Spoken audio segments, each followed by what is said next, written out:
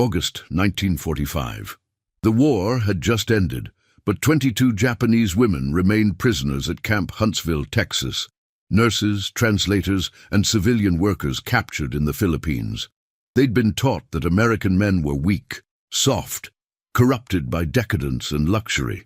Then the camp assigned them to support operations at a nearby lumber mill, where they met the East Texas Lumberjacks.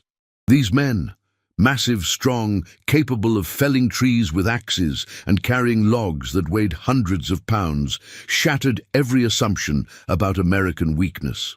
When 20-year-old Yuki Tanaka watched a lumberjack named Tom carry a pine log single-handedly and then offer her his canteen with a smile, she realized everything she'd been taught was a lie. And stranger still, she realized she wanted to stay in America, wanted to build a life with men who combined strength with kindness. But first, she'd have to convince her fellow prisoners that marrying the enemy wasn't betrayal. It was survival of a different kind. Yuki Tanaka had been a prisoner for 6 months and still couldn't reconcile what she saw with what she'd been taught. American men were supposed to be weak. That's what the propaganda had insisted. Soft from easy living, corrupted by democracy and materialism, inferior to the disciplined strength of Japanese soldiers. Then she'd met the Lumberjacks. The camp had assigned the Japanese women to administrative support at a nearby timber operation, processing paperwork, managing supply inventories, basic clerical work. It was light duty, supervised closely, meant to keep them occupied during the confusing weeks after Japan's surrender. But it also meant daily exposure to the lumber crews. And those men were nothing like the propaganda had described. "Watch out below!" The shout came in English, followed by the earth-shaking crash of a massive pine tree hitting the ground. Yuki looked up from her clipboard to see the lumberjack who'd felled it, a man easily 6 feet tall, arms thick with muscle, handling an axe like it weighed nothing. "That's Tom Briggs," Sergeant Mary Wilson, their American liaison, said conversationally. "Best timberman in East Texas. Can drop a tree exactly where he wants it every time." Yuki watched Tom move to the fallen pine, measuring it with practiced efficiency. He was maybe 30, his face weathered by sun and work, his movements economical despite his size. There was something almost graceful about his strength, controlled power that came from years of hard labor. "He looks strong," Yuki said carefully in her accented English. "Strongest man I've ever met. Carried a 300-pound log by himself once on a bet." Mary paused. "Not what you expected from Americans, I'm guessing." Yuki didn't answer. How could she explain that everything about America contradicted the propaganda? The abundance of food when they'd been told Americans were starving. The warm barracks when they'd expected cruelty. And now these men, massive, capable, strong, in ways that made Japanese propaganda about American weakness seem absurd. "We were told American men were soft," Yuki finally admitted, "weak from luxury. Afraid of hard work." Mary laughed without malice. "Yeah, I can see how that'd be confusing, watching Tom and his crew. They work 12-hour days in 100-degree heat, felling trees that could kill them if they make one mistake. Not exactly soft living." The other Japanese prisoners were having similar realizations.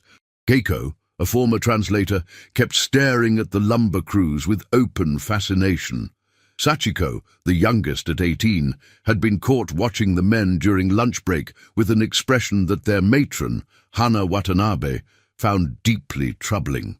"Stop staring," Hana hissed in Japanese that evening as they prepared dinner in the camp mess. "They're the enemy. It doesn't matter how strong they look." "But the war's over," Sachiko protested. "They're not our enemies anymore. They're just men.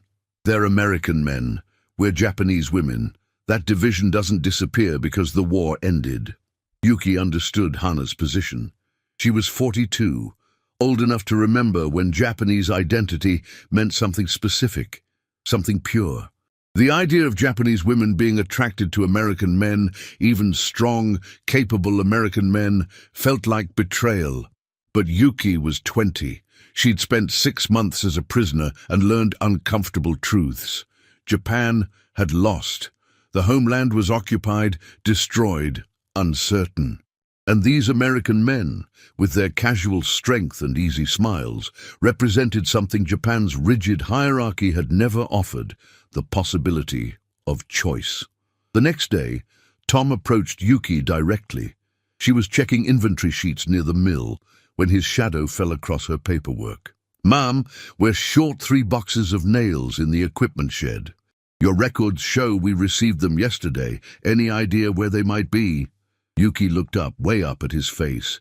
He wasn't threatening, just asking a reasonable work question, but her heart was pounding anyway. I check. 1 moment, please." Her English faltered under pressure. "Take your time, no rush." Tom smiled, genuinely smiled, not the predatory smile she'd been warned about. "You're Yuki, right? Sergeant Wilson said you're the best at tracking inventory." "Yes, I am Yuki." She forced herself to focus on the paperwork. "Nails were delivered to Shed B, not Shed A. Mistake in paperwork. Shed B, got it. Thank you, Yuki.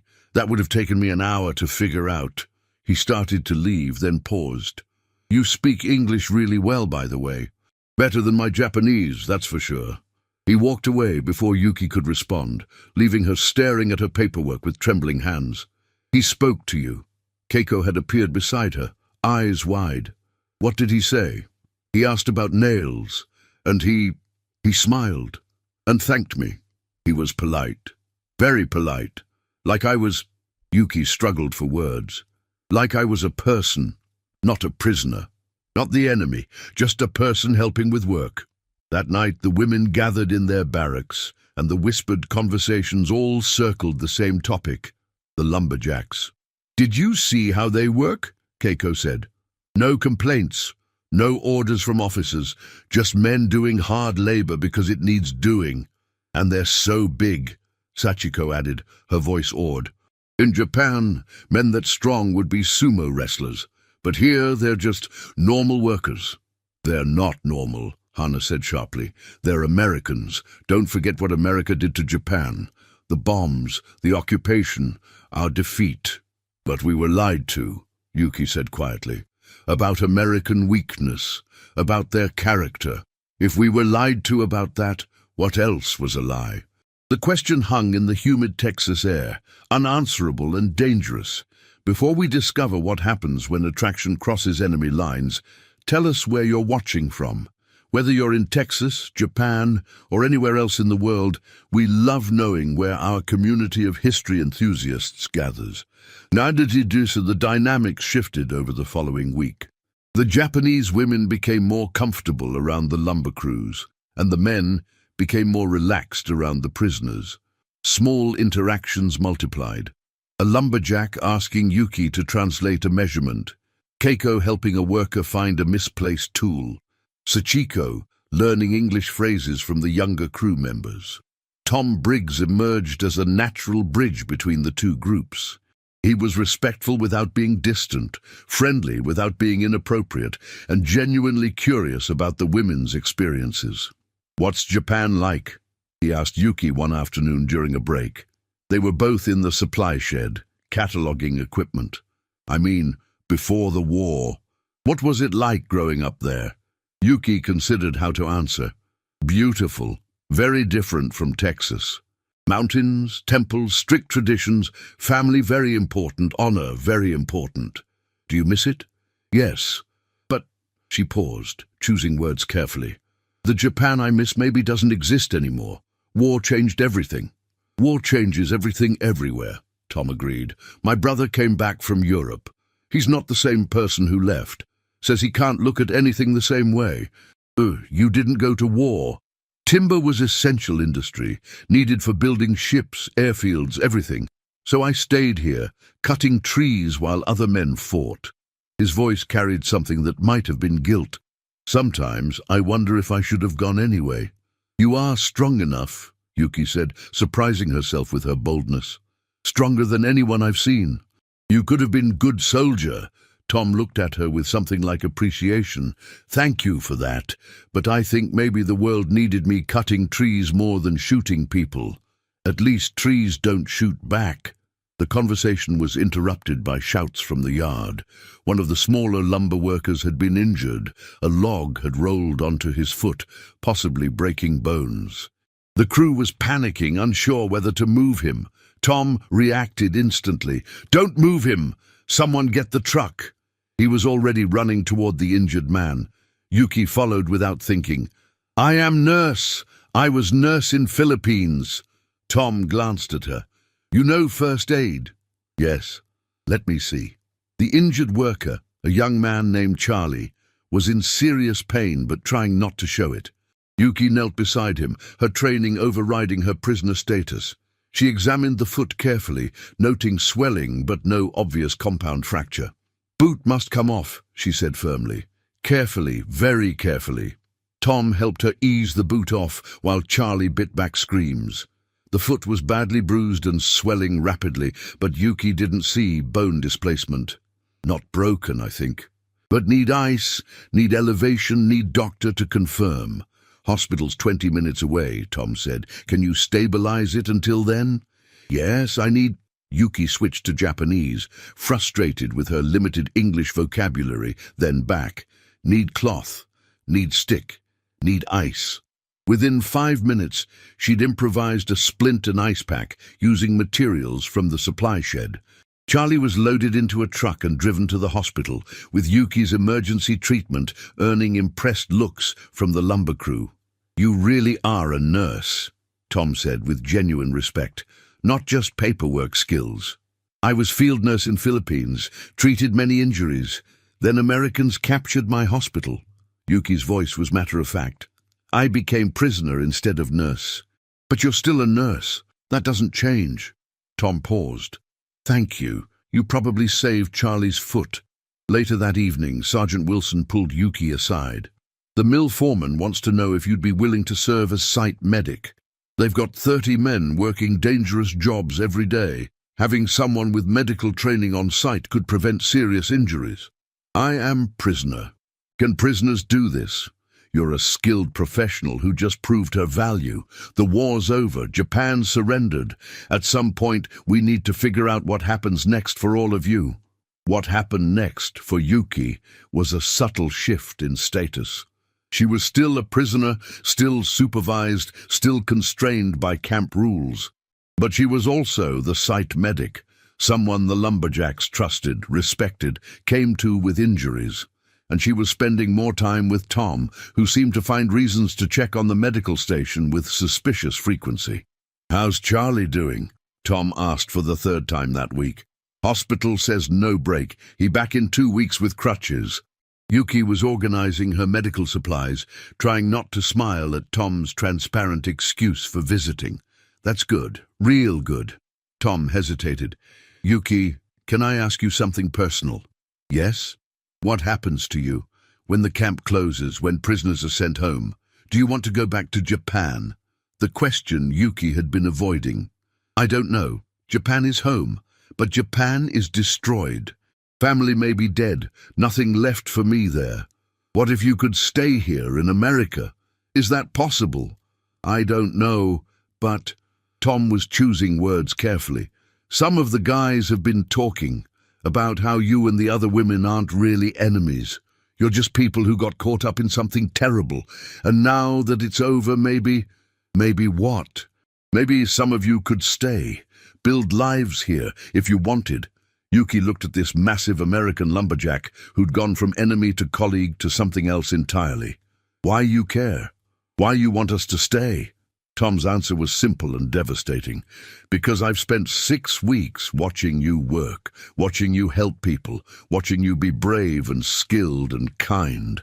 And I think Texas could use more people like you. I think America could use more people like you. Even though I am Japanese, even though we were enemies." "The war's over, Yuki. We don't have to keep being enemies if we don't want to be." That night, Yuki lay in her bunk and whispered to Keiko in the darkness. "Tom asked me today if I wanted to stay in America." "What did you say?" I didn't know how to answer, but Keiko, I think I do want to stay. Is that betrayal? Betrayal of what? Japan sent us to fight. Then Japan lost. Then Japan forgot about us. We don't owe them loyalty. Keiko was quiet for a moment. Tom is a good man. Strong. Kind. He treats you like an equal. In Japan, no man would marry me now. I am used goods. I was prisoner.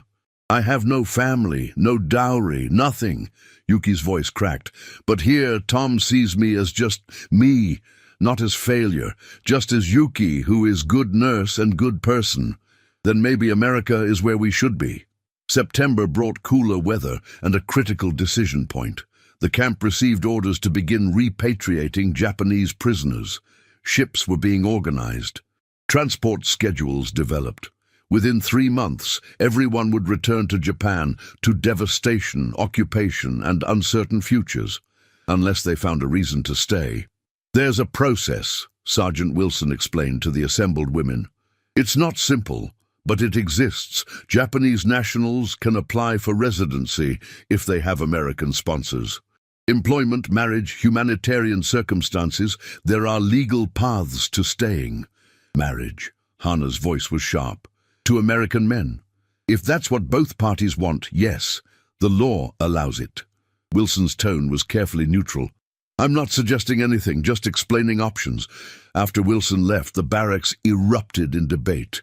Hana led one faction, returned to Japan, maintain dignity, don't betray their heritage by marrying former enemies. Yuki and Keiko led another faction, build new lives in America, marry men who respected them, create families in a country that might offer better futures. You want to marry lumberjacks? Hana said the word like an accusation. Because they're strong? Because they smile at you? Ooh, because they treat us like humans, Yuki shot back. Because they see us as people, not as property or prisoners or shame. When did a Japanese man ever ask me what I wanted? In Japan, women don't need to be asked. They know their duty. My duty killed me. I followed orders, went to war, got captured. Japan didn't save me. America did. These American men did. Yuki's voice was rising. You want me to return to nothing because of pride? I want to live, Hana-san. I want a future. With a tree cutter. You'll have children who are half American. Where will they belong? Here. They'll belong here. Where strength and kindness exist together. Where people can choose their own paths. The argument might have escalated if Tom hadn't appeared at the barracks entrance. Excuse me, ma'am, he said to Hana formally. Is Yuki available? We've got a worker with a bad cut, needs medical attention. Yuki grabbed her medical kit and followed Tom to the lumberyard, where a man had gashed his arm on a saw blade. It wasn't life-threatening, but needed careful cleaning and stitching. She worked efficiently, the injured man watching her with respect rather than suspicion. You're real good at this, he said. Better than our last medic, and he was army-trained. Thank you. As Yuki finished bandaging, Tom asked, Can I walk you back to camp? It's getting dark. They walked slowly, neither wanting the conversation to end. Finally, Tom said, I heard you arguing in the barracks about staying or going. You speak Japanese? No, but voices carry. And I know what the arguments sound like. Tom stopped walking. Yuki, I need to ask you something directly. If I sponsored you for residency, for citizenship eventually, would you want to stay? You would do that. Yes, if you wanted to stay. If you... Tom was struggling now. If you thought maybe we could build something together. Yuki's heart was pounding. This was a proposal. Not marriage, not yet, but something close. A future, a possibility. Tom, I am Japanese prisoner. You are American lumberjack. This is strange situation. Everything about this situation is strange, but that doesn't make it wrong. Tom met her eyes. I know we're different. Different countries, different languages, different everything. But you're the smartest, bravest, most capable woman I've ever met. And I think maybe, if you're willing, we could figure out the rest. Your family, they would accept Japanese wife? My family wants me to be happy. If you make me happy, they'll accept you. Tom paused. Will your family accept me? I have no family left, just other prisoners. Yuki looked back toward the barracks, where her fellow prisoners were debating futures. And they are divided. Some think staying is betrayal. Others think it is survival. What do you think? Yuki considered everything. Japan's defeat, America's unexpected kindness, this strong gentleman offering a future she'd never expected, the possibility of children who'd grow up free, strong, wanted. I think I want to stay. I want to see if we can build something, if you are willing to be patient while I learn better English and learn American ways. Tom's smile was brilliant. I'll be patient. We've got time. They didn't, actually. The repatriation orders accelerated. Within 6 weeks, all Japanese prisoners would be shipped home unless they had legal reasons to remain. Tom acted fast. He found a lawyer in Huntsville who specialized in immigration cases, filed sponsorship papers, provided employment documentation. The lumber mill would officially hire Yuki as their medical officer, drafted a letter of intent to marry pending residency approval. This is highly irregular, the immigration officer said, reviewing Tom's application. Japanese nationals are usually repatriated, not granted residency, especially former prisoners. She's a skilled medical professional. The mill needs her, and I intend to marry her. Tom's voice was firm. Is that legal or not? It's legal, just unusual. Over the next month, 11 other Japanese women found similar sponsors. 5 were lumber workers proposing marriage. 3 were local families offering employment. 3 more were religious organizations providing humanitarian sponsorship. Hana was furious. You're abandoning Japan, abandoning everything we are. Japan abandoned us first, Keiko replied. She'd received a marriage proposal from a mill supervisor named Robert Chen, himself a second-generation Chinese-American who understood complicated heritage. We're building new lives. You can join us or return to rubble. Your choice. In the end, 13 women chose to stay. 9 chose to return to Japan. Hana led the returnees, her back straight with pride and judgment. You'll regret this, she told Yuki on departure day. You'll be forever between worlds, never fully American, no longer truly Japanese. Maybe, Yuki replied, but I'll be free to choose. That's more than Japan ever gave me. December 1945. Winter in East Texas was nothing like Wisconsin cold, but it still required adjustment for women accustomed to Japanese climate. Yuki's residency application was approved in November. Her status changed, from prisoner to legal resident alien with employment authorization. Tom's marriage proposal came on Christmas Eve. They were alone in the medical station, Yuki organizing supplies for the next day's work. Tom appeared in the doorway holding something small. I wanted to do this properly, he said, nervous in a way Yuki had never seen. With a ring and everything. But I don't know what Japanese customs are. I don't want to offend. Tom, what are you? He opened his hand, revealing a simple gold band with a small diamond. Yuki Tanaka, will you marry me? Will you build a life with me here in Texas? Will you have strong, healthy children with this tree-cutting American who thinks you're the most amazing woman he's ever met? Yuki stared at the ring. In Japan, marriage was arranged by families, negotiated carefully, based on social status and compatibility. Romance was secondary. Choice was almost non-existent. This was different. This was a man asking, giving her the power to choose, offering partnership rather than ownership. Yes, she whispered. Yes, I will marry you. Tom slipped the ring on her finger. It was slightly too large, but he promised to have it resized. Then he did something completely unexpected. He asked, "What would your father have wanted? Should I have asked his permission first?" My father is dead, killed in Tokyo bombing. Yuki's voice was steady. But if he lived, I think he would approve. You are strong, honorable man. You treat me with respect. That is what matters. They married in February 1946, in a small civil ceremony at the Huntsville courthouse. Tom's family attended, His parents, 3 siblings, various cousins. They were cautious but kind, clearly struggling with their son marrying a former enemy but trying to be welcoming. "You make him happy," Tom's mother said simply. "That's what we care about." Keiko married Robert Chen the same month. Sachiko married a young lumberjack named James, who was only 3 years older than her. 5 other Japanese women married American men in quick succession, creating a small community of cross-cultural couples navigating complicated new lives. The challenges were immediate and numerous. Yuki's English improved rapidly, but she still struggled with idioms and complex grammar. American food was different: too much meat, not enough rice, strange spices. Social customs were confusing.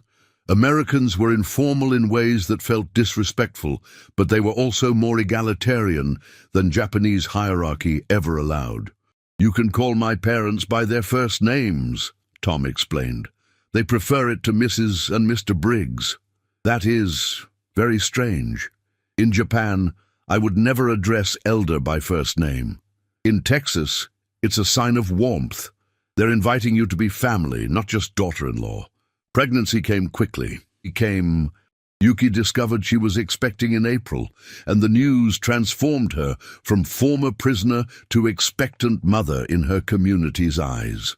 Tom's mother became intensely involved, offering advice, sharing family traditions, planning for the grandchild. "I worried my son would never marry," she confided to Yuki.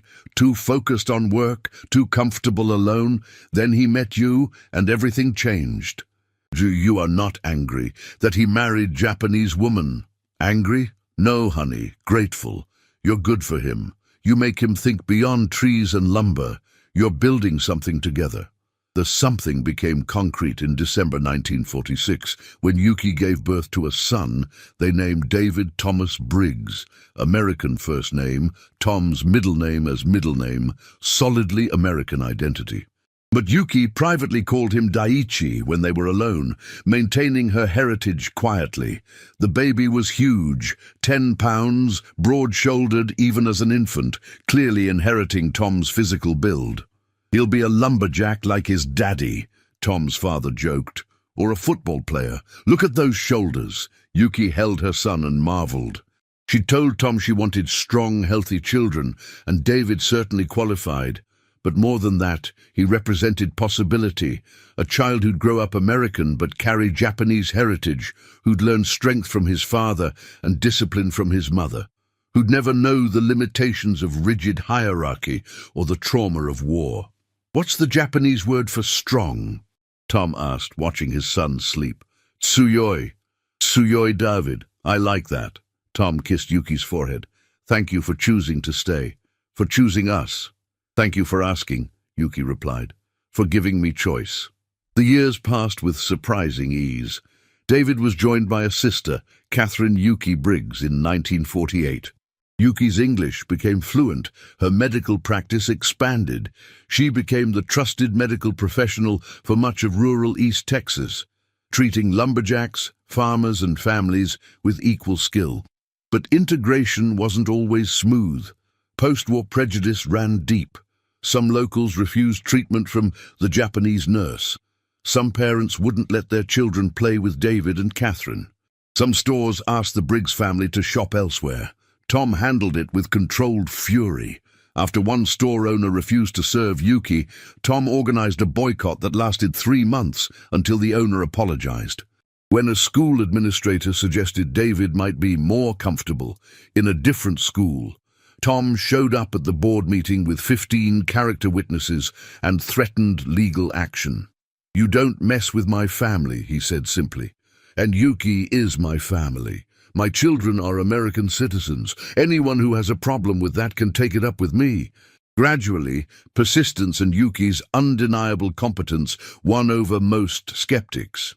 The town that had been suspicious of the Japanese bride became protective of Doc Yuki, the nurse who'd saved countless lives and raised good American children. Keiko and Robert had similar experiences, as did the other cross-cultural couples. They formed a tight-knit support network. celebrating both American and Japanese holidays, teaching their children both heritages, creating a hybrid culture that honored both backgrounds. "Sometimes I wonder what happened to the women who returned to Japan," Yuki said one evening. She and Keiko were watching their children play together. Third-generation Americans and second-generation Americans, learning to navigate the world their mothers had chosen. "Hana-san died," Keiko said quietly. "I heard through Red Cross. She made it back to Hiroshima. Radiation sickness got her 2 years later." Yuki was silent, processing. Hina had chosen pride over survival, loyalty to a destroyed nation over building a new life, and it had killed her. "We made the right choice," Yuki finally said. "Staying here, marrying these strong American men who treated us like equals, building lives for our children." "Strong, healthy children," Keiko agreed, smiling, "just like we wanted." 1955. 10 years after the war ended. Yuki was 30, Tom was 40, David was 9, Catherine was 7. The lumber mill had grown into one of East Texas's major employers. The Briggs family was established, respected, prosperous, but Yuki still felt the pull of Japan. She'd never returned since her capture in 1945, hadn't seen her homeland in over a decade, didn't know if any distant relatives had survived. Japan existed for her only as memory and loss. Then an opportunity emerged. The American Red Cross was organizing a program for former Japanese prisoners to visit Japan, reconnect with homeland, see the reconstruction. Tom encouraged Yuki to apply. "You need to see it," he said. "Need to know what happened to the place you left. Otherwise, it'll always be this unresolved thing in your heart. What if it makes me want to stay? What if I see Japan and realize I made wrong choice? Then we'll figure that out together. But Yuki, you've been American for 10 years now. You've built a life here, raised children here. I don't think seeing Japan will undo all that." She went in June, leaving the children with Tom's parents, flying to Tokyo for a 2-week visit. What she found shocked her. Japan had rebuilt. Not completely, scars remained visible everywhere, but rebuilt nonetheless. Tokyo was bustling, modern, recovering. The occupation had ended 3 years prior. Japanese sovereignty was restored. The nation was finding its way forward. But it wasn't home anymore. The Japan of Yuki's youth was gone, replaced by something new, and she was no longer the Japanese girl who'd left. She was American now. Texas drawl in her English, confidence in her bearing, equality in her expectations. "You speak strange Japanese," a shopkeeper told her, "like a foreigner." "I've lived in America 10 years, Yuki replied. "I am foreigner." She visited Hiroshima, where Hana had died, saw the devastation, the memorial, the park where a city had been erased. She cried for what Japan had lost, but she also felt grateful for what she'd gained: life, family, future. When she returned to Texas, Tom was waiting at the airport with David and Catherine. "So?" he asked. "Did you want to stay?" "No," Yuki said simply. "Texas is home now. You are home. This is where I belong." The 1960s brought change. David grew into a young man who combined his father's physical strength with his mother's sharp mind. He was massive, 6'4", broad-shouldered, powerful, but gentle like Tom. He went to college on a football scholarship, became an engineer, married a local girl, had children of his own. Catherine became a doctor, inspired by her mother's medical work, but armed with formal training Yuki had never received. She specialized in pediatrics, treating children across East Texas with the same dedication Yuki had shown treating lumberjacks. "You see?" Yuki told Tom as they watched their grandchildren play. "Strong, healthy children. We built something good." "We did," Tom agreed. "And you know what the best part is? David doesn't remember you as a prisoner. Catherine doesn't remember the war. To them, you're just Mom, American, Texan, family. The rest is just history." But the history mattered. Yuki spent her later years documenting the stories of the Japanese war brides, the 13 women who'd chosen to stay in Texas, who'd married lumberjacks and farmers and supervisors, who'd built lives from the wreckage of war. Some marriages had failed. Some women had struggled with isolation and prejudice. Some had never fully adapted. But most, like Yuki, had found something in America they'd never had in Japan: choice, agency, the ability to build their own futures, rather than accepting futures assigned by family and tradition.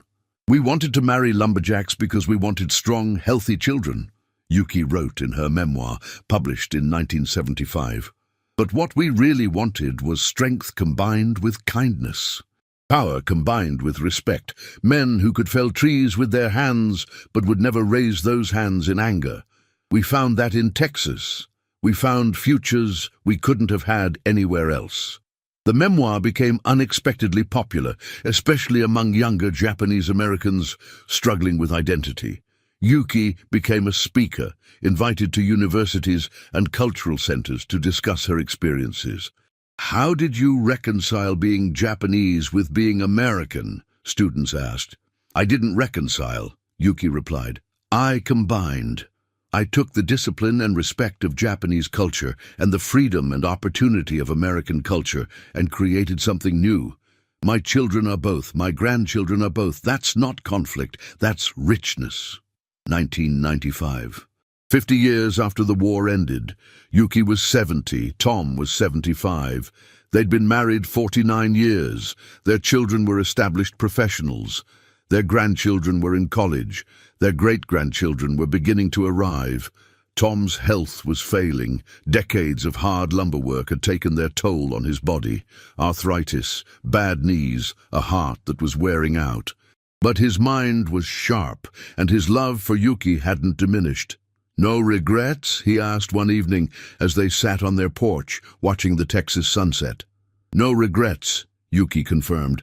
"I chose life, chose you, chose future. Best decision I ever made." Even though it was hard. Even with the prejudice, the struggle, the challenge of being between two cultures. Especially because of that. Easy choices don't build character. Hard choices build legacy. Tom died in 1997, 2 weeks before their 50th wedding anniversary. Yuki spoke at his funeral, her English perfect now, her accent softened by decades in Texas. "Tom asked me once what I wanted," she said to the packed church. "I told him I wanted strong, healthy children. But what I really wanted, what I found with him, was a partnership. A man strong enough to be gentle, powerful enough to be kind, American enough to see me as equal rather than subordinate. He gave me that. He gave me everything." Yuki lived another 12 years, dying peacefully in 2009 at 84. At her funeral, her children and grandchildren spoke about her legacy, the medical careers she'd inspired, the cross-cultural understanding she'd modeled, the courage she'd shown choosing her own path. But the most powerful tribute came from the East Texas Lumber Historical Society, which dedicated a memorial to the 13 Japanese war brides who'd built lives in their community. The plaque read, "In 1945, 22 Japanese women arrived as prisoners of war. 13 chose to stay, to marry, to build. They found strength in East Texas lumberjacks and built strength in their children. They chose life over return, future over past, possibility over certainty. This memorial honors their courage." And below, a quote from Yuki's memoir. "We were told American men were weak. We discovered they were strong in ways Japan never taught us to value. We wanted to marry lumberjacks because we wanted strong children. We stayed because we found strong men who treated us as equals. That combination, strength and equality, built futures worth living." Today, descendants of those 13 couples number in the hundreds. They're doctors, engineers, teachers, lumber workers, soldiers, artists. They're American, but they carry Japanese heritage. They're Texan, but they honor cross-cultural roots. And every year, on the anniversary of the war's end, they gather at the memorial and remember. Sometimes the enemy becomes family. Sometimes prisoners become wives. Sometimes war's end is just the beginning of the most important story. The story of people choosing to build rather than destroy, to love rather than hate, to see possibility where others saw only impossibility. Yuki Tanaka Briggs chose to marry a lumberjack. She got strong, healthy children. But more than that, she got freedom, choice, partnership, and a legacy that transcends the war that brought her to Texas. Sometimes, the best revenge isn't fighting back. It's building something beautiful from the ashes of conflict. Thank you for experiencing this remarkable story of former enemies becoming family. The Japanese war brides of W2 faced extraordinary challenges, but many built successful lives in America through courage, adaptation, and partnerships that transcended nationality. If this story moved you, share it with someone who needs reminding that our greatest strength often comes from embracing rather than rejecting those who were once called enemies.